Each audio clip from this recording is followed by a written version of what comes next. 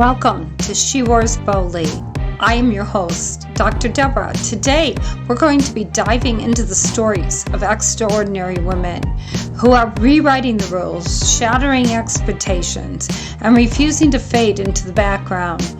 Empowered women say no to being defined by their challenges in a world that tries to silence and sideline them. She Wears Boldly celebrates the remarkable journeys of women who have transformed their struggles into stepping stones to success. So grab your coffee or tea, settle in, and get ready to be inspired and fired up.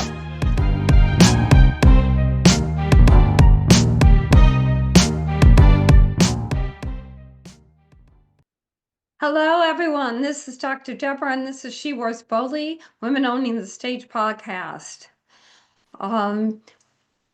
Today, I'm going to talk about a subject that's kind of a personal pet peeve for me.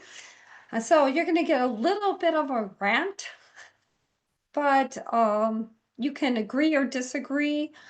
Remember, we all come with opinions, and I love hearing from other people what they think, and I hope you enjoy what I have to say today, because you see, that's what we're about. We're very different individuals with different viewpoints.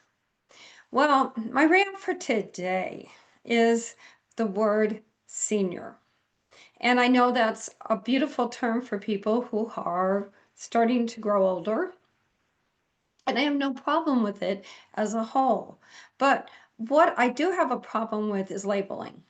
Whether they're labeling kids that are young or adults that are older. Is what happens is we start to get a mental image of what that label means. I was thinking of the Campbell soup can. So my question to everybody is, are you a can of tomato soup or a can of split pea? Split pea is probably a soup that is not to everybody's liking. Where tomato soup, most people, that's a standard. I know I always use it when I get sick, right? Well, whether we're tomatoes, split pea, maybe we're one day and one the other. Maybe we just turn into a can of mushroom soup some days. Whatever that means, maybe hiding, I don't know. You can use your imagination on the different soups. People are not soups, and people are not alike all the time. You can't say this group of people because they're 10 to 20 are in this group, and people who are 60 to 80 are in this group. You can't label people by groups. You can't label them by ages. I was taught that by a wonderful woman, and she actually was in her 80s, and she was a teacher I had in college when I was, it was my last year, it was my senior year, and I was doing independent study and sociology with her. And her specialty was aging. She was large in the aging field. She went to a lot of conferences. She dragged me along with her, had me read books about the amazing things that are being done, even with dementia patients. Way back then, I started having a love for all that. But the biggest thing this woman taught me is what I want to share with you today. Aging doesn't mean some of the words that we hear today, but being young doesn't mean that either. See, people are people. And what she taught me is not to see an age. She taught me to see a person. And I have friends that are in 8th grade, and I've got friends I can talk to that are in their 90s. Because you see, we relate to certain people, not to a certain age. I've always actually been a little out of my box with that, because even as a child, I could talk and relate to older people better than a lot of times people my own age. Because it's all about seeing people for being people. I don't like labels. I don't want to be labeled and I don't want to be put in a box. I don't want somebody to look at me and say, oh, well, you're this age. Do you need me to get a wheelchair for you? I mean, I'm not, I'm actually healthier right now than I've ever been in my whole life.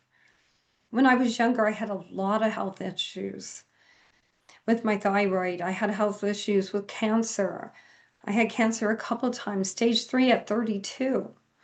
I had a whole lot of health issues because of the stress that was put on me during those years.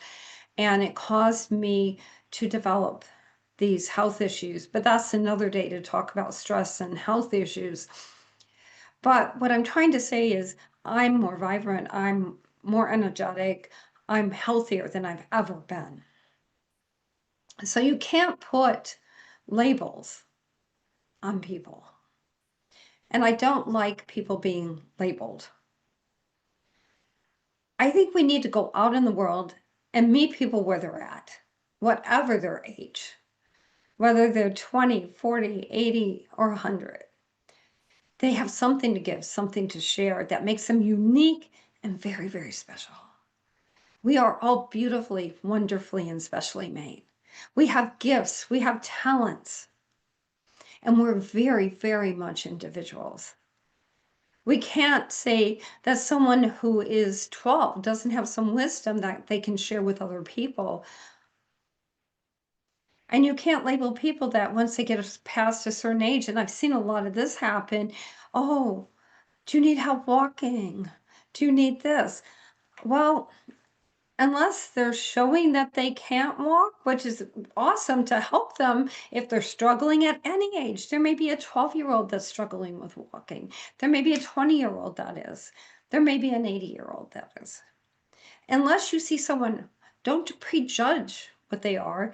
Take a few minutes, talk to them, get to know them, and see if they actually need your help. I know people think, well, they're being kind, but all they're doing is, well, as you age, and anybody who's over probably, I'd say 40, because the new 40 seems to be worrying about us already. They don't want to be looked at. I mean, they're already saying, oh, getting some wrinkles, gotta get that face stuff, and all these wonderful products. And it's good to take care of yourself at any age, absolutely. In fact, the younger you start, the better off you are on keeping yourself, in the best shape that you can be. But what I'm trying to say is don't just assume because someone is older that they can't do the same things you can do and that they need your help. I know you think you're being kind, but all you're doing is bringing up to them that they're looking like they might need that wheelchair when they may not. If somebody's limping, absolutely help them at any age. Are you getting what I'm trying to say? I'm kind of going around it, but what I'm trying to say is stop labeling people. What I'm for and what my teacher taught me was seeing people and generations working together in a positive way can change the world. We don't need to just have senior programs, so they're wonderful. We don't need to just have youth programs, so they're incredible. And those programs have a place. Absolutely. If you're doing something in any of that field, I applaud you with everything I have. But we also seriously need intergenerational programs. I've worked for ARP and we talked to college students in a program called Disrupt Aging. And it's talked about disrupt aging for a reason. Because you see, we talk to college students to help them understand that their perceptions of aging may be way off. People are living healthier, stronger now, and longer. I met an 80-year-old man who's going back to school after running a successful business most of his life and consulting, and he's going back to school to help other people and become a sociologist and a social worker and to aid people. So we have to stop looking at the way someone looks or how many wrinkles they have on their face and find out what their passions are because it may be the same as yours. You may find a lifelong friend. You may find someone that you can really relate to. I've always been more relating to people older than me than I was younger than me. Even as a small child, I had a lot of that going on. But understand this, we need to see each other as people and individuals. We need to find out the likes and dislikes. But anyway, back to what we do with ARP. What we have this video, it's absolutely amazing, and it's where these younger people come out and they say, what do you think old is? And some said 40, some said 30, some said um, maybe 50, 60. And then they met some people that were 60 and older. And we're told to show them something that they're passionate about, whether it's a dance step or an exercise or whatever, and teach them, and then they were going to teach them. And what happened with that beautiful video, will make you cry, is that they were kind of dumbing down what they did for the person who was older than them. But when it came to these people teaching them, they did things that they couldn't do as a young person. Because you see, we got to stop deciding on what age we can do what. Because there's so many people out there living empowering lives. I've got a neighbor that does 3 safaris a year. I've got other people I know that are traveling the globe. I'm traveling the globe, speaking all over the world. You got to stop limiting what people can do. Some people are still running, and I think someone was in their 80s and was still running marathons. I'm not saying that everybody is at every point, but we have to start understanding. But on the same way, there may be a younger person that's 20 that has developed the program or has found out some amazing information and can teach someone older or something. Ageism goes both ways. And so when they came back and asked those people, young people, well, now what do you think is old? The answers were maybe 100. Maybe you're never old. Because when we start to see the value